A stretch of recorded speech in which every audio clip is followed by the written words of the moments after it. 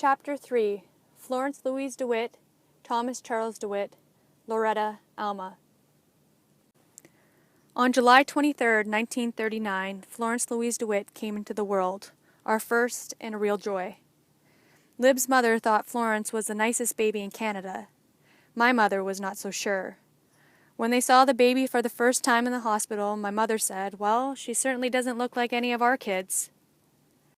Judging from Mrs. McBride's expression, I would suggest that she was just about ready to commit murder, but being such a fine lady, she merely said, "I think she is a beautiful baby." 1939 brought the beginning of the Second World War, and we continued to move twice a year. Every fall when I was called into Ford, we would spend the first week with Harv and Marge Libby. Lib looked for a place to live while I worked. Come the first weekend, we would move into whatever flat apartment or house we could rent for a decent price. The best we had was on Chisholm, a 4-room heated apartment for $35 per month. Harris Askew helped us move to that one, which was on the second floor.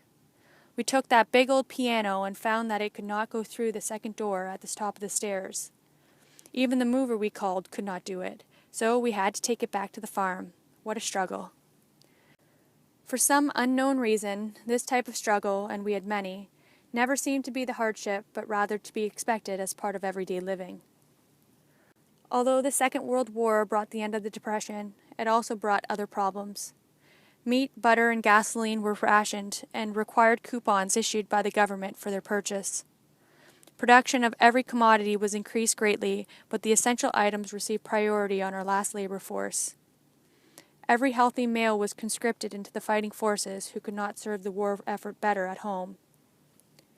In 1941, Thomas Charles DeWitt was born.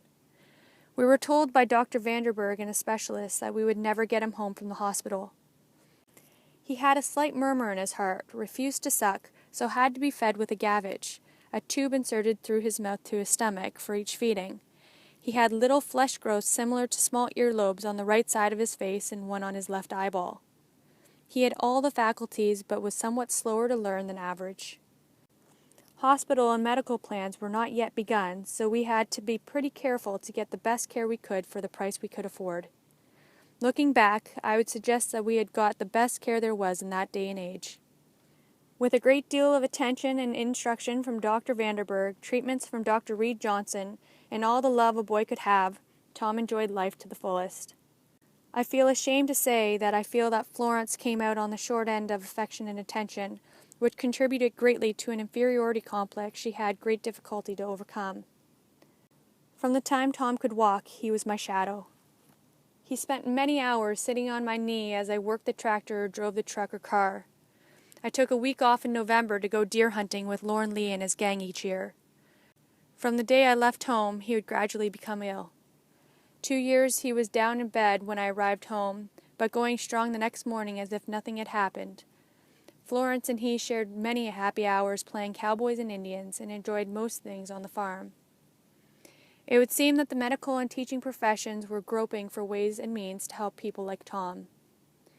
We took him to several reputable doctors and teachers in an effort to speed up his learning and improve his health. Dr. Brown in the Sick Children's Hospital in Toronto, after a half-hour examination, suggested that we apply to get him in an institution where he would receive all the care in the world. When he asked me, "What do you do with the cull fruit on your farm?" I decided real quickly that we would get along much better without his help or suggestions. We received very conflicting information each time we made an attempt to help him, such as, "He will never go to school," or "He will not likely learn to talk so you can understand him," or, "From my examination, I would think he is about 6 months behind the average child of his age," which was 6 years at that time.